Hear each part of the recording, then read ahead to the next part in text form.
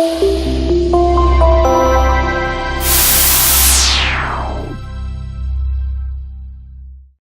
everybody, John Costigan, I'm back. This technique is called Good Question, Why Did You Ask? Now I know I did something else before that referenced Good Question, Why Did You Ask, but I'm going to drill down into this technique. It's funny, it's kind of a cool story. I was flying to Nova Scotia. I've only been there one time. It's not too often you get a chance to go to Nova Scotia. Actually, I think Sidney Crosby, the famous hockey player, is from Nova Scotia. So anyway, I was flying to Nova Scotia, and I'm talking to a gentleman. I wasn't sure who this person was, and we were just striking up a conversation on the airplane. And this gentleman taps me on the shoulder in the back, and I kind of look back, and he goes, "Hey, are you John Costigan?"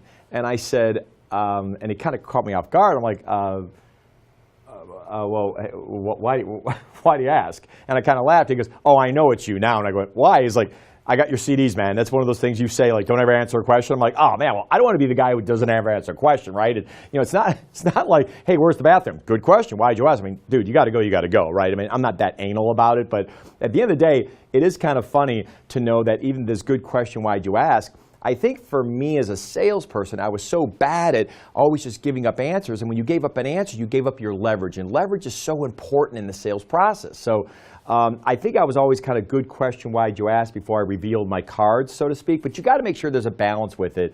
So you're just not saying it all the time, because it can be irritating. It is kind of funny though. I just had a client of mine in Phoenix called and said, "Hey, John, are you available to come out work with our folks out here in Phoenix, Arizona?" And he was giving me the dates.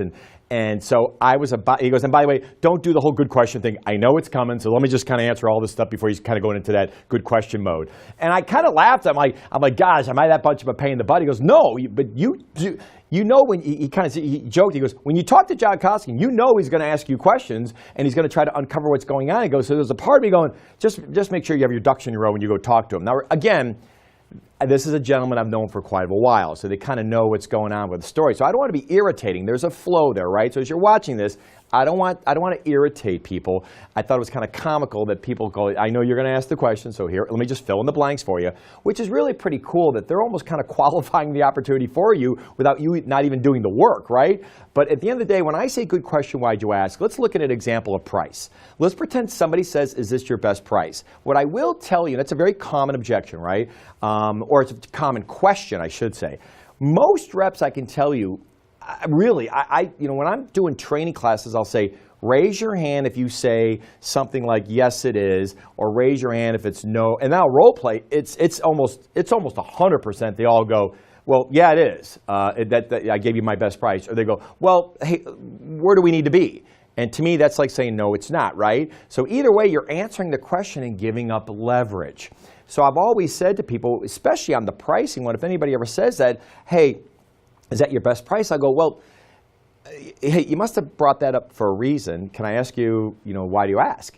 And what's really neat about the exercise we do in our classes is that I'll go to the whiteboard and I'll ask the audience, "So tell me why you think they're asking." And what's really cool, I think a lot of you looking at this, you're probably going to say, "Well, they want a better price." But there's reason behind that. What about this? Maybe they don't have enough budget.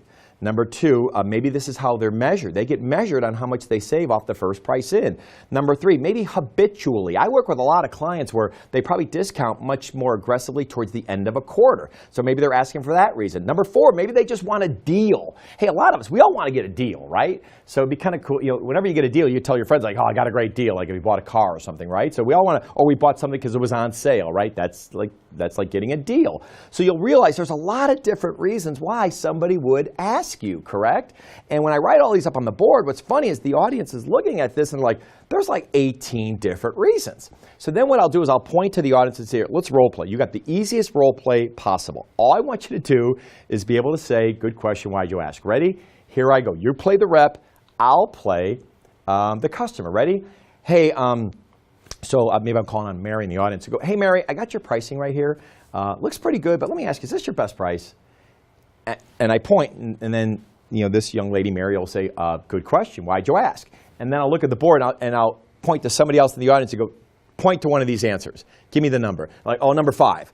And here's one I didn't bring up. Number 5, we're using you to get a better deal from somebody else." Now, they're not going to say that, right? but I'll put it into business terms. I'll go, well, we already have a vendor in here, and I know you guys have been dying to get in, so you're going to have to sharpen up your pencil. To me, that just said, I'm using your information, right? But at the end of the day, once you find that out, now let's pretend the gentleman says, in this case, the role play is, hey, I'm using your information to get a better deal, but they say it in the business term, right? Well, John, you know that there's a lot of companies in here, and we just want to know if this is your best price. I would now reply back and say, okay, well, let me ask you a question.